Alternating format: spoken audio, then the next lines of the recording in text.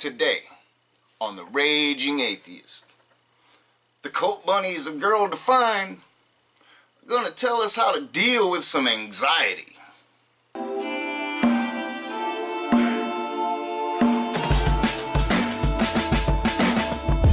What is up, you heathens and demons? Welcome back to The Raging Atheist.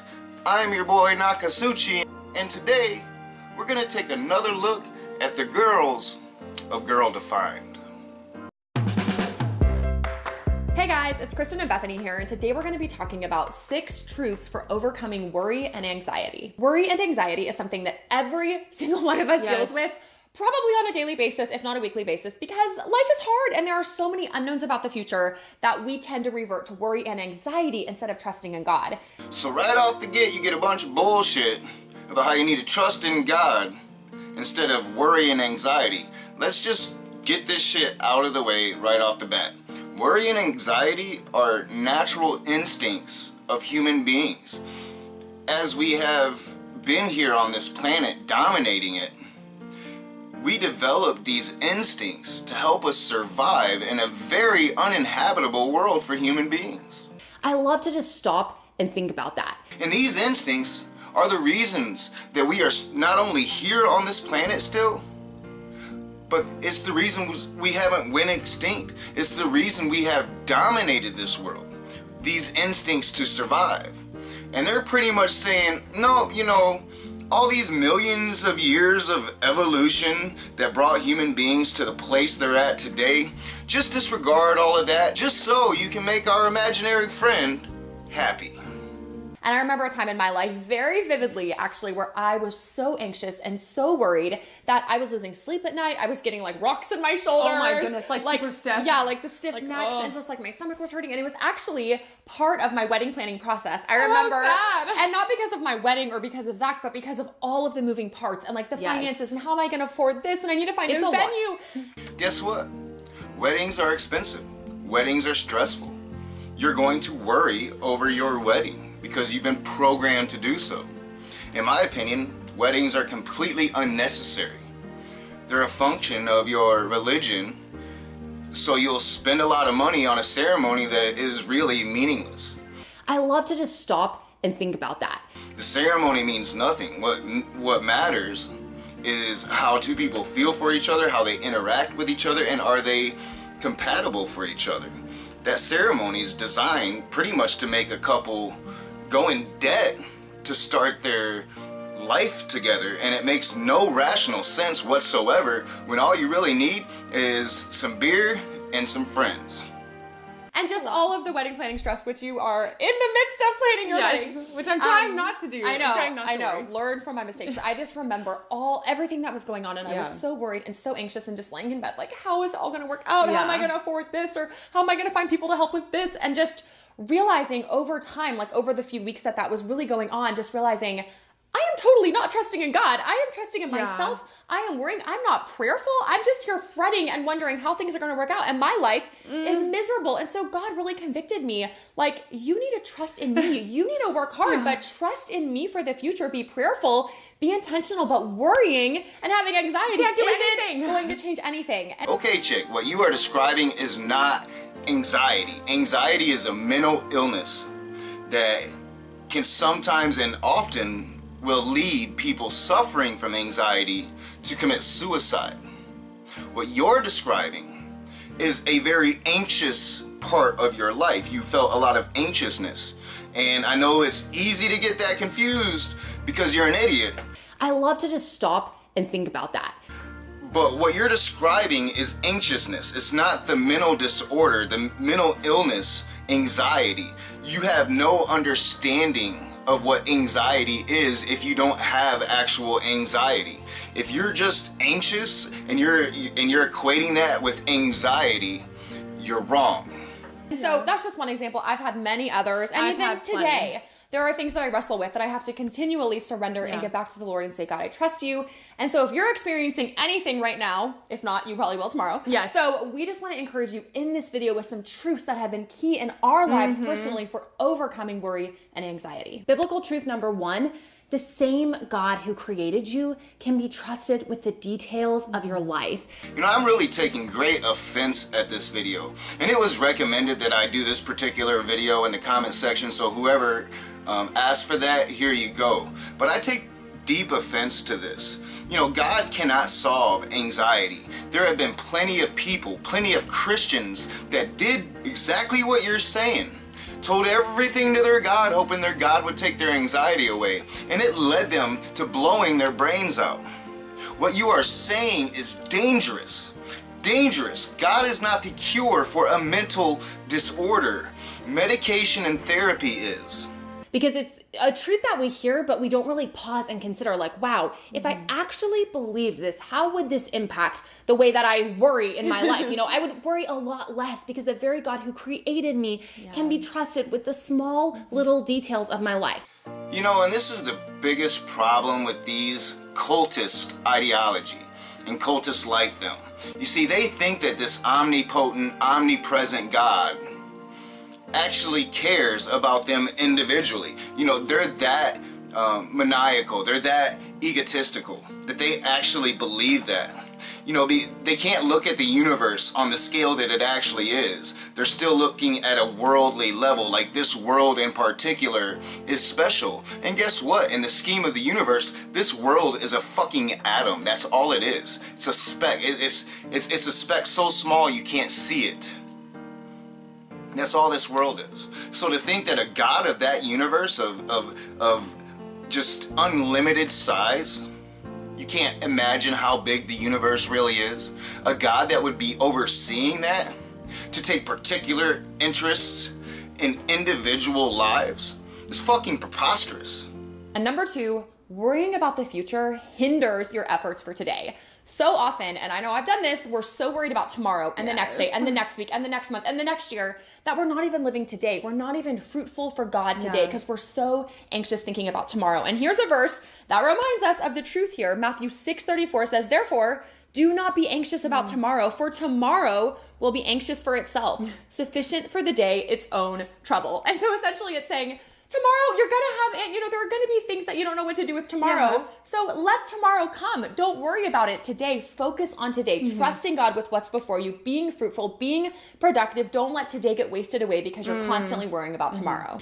You know, it's people like you telling your followers that they don't need to have any ambition, that they don't need to think about the future, that they need to put it all in God's hands, right? They don't need to be an individual. They don't need to research. They don't need to take all this time. It's all on God, and God explains everything. It's people like you telling other people that bullshit that leads to the stupidity we have in our country, that leads to the election of Donald Trump. You know, that's what it all stems from. It's fucking stupidity. And number 3, worrying is more harmful than helpful. I can attest to that. You know, just thinking about really seeing Kristen go through her wedding worries and woes, and honestly learning for that, and her being like, don't you know, let it ruin you. Like, and so many people advising me saying worrying isn't helpful. It's not going to do anything. Be proactive, be productive. But at the end of the day, you just have to trust God. Actually, worrying is helpful. Worrying is productive. Worrying about the saber cat stalking our tribe allowed us to survive and evolve and to dominate this world as we do today, or at least as we think we do. I love to just stop and think about that. We're actually ruining the world, is what you Christians have done with your fucking Western civilization bullshit that you've corrupted. If we were allowed to go truly secular, I think we'd be in a different position today. But that's a different video, that's a different topic. And so that's something that I am learning on a very personal level right now, trying to surrender all of my plans, everything to the Lord. And so Matthew 6:27 says, "And which of you, by being anxious, can add a single hour to his span of life?" Basically saying all of your worrying is doing no good. Ultimately, you don't know how long you're going to live. And so worrying about it will do no good. And I'm not saying be obsessive with worrying, because that is bad. All I'm saying is this bullshit you're spewing right now, it has no basis in reality. It isn't fact. You actually should worry. You know, if you're walking down the street in the middle of the night and you see something that's out of place, someone that you think shouldn't be there, and now I'm not saying to racially profile people, I'm just saying it could be a person of any color that just gives you a bad vibe, you should listen to that instinct, even if that person means you no harm, because that person could mean you harm, and listening to that instinct, worrying, could save your life.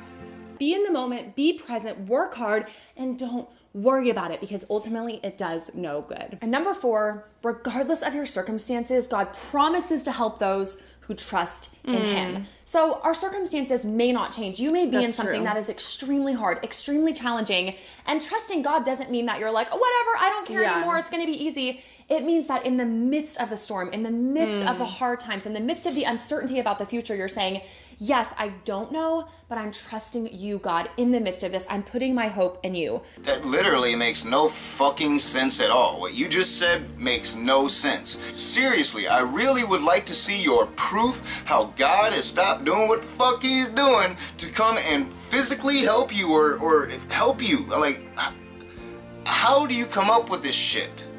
Psalm 9:10 is a verse that has been so personally impactful on my own heart and my own mind. And it says, and those who know your name put their trust in you. For you, O God, have not forsaken those who seek you.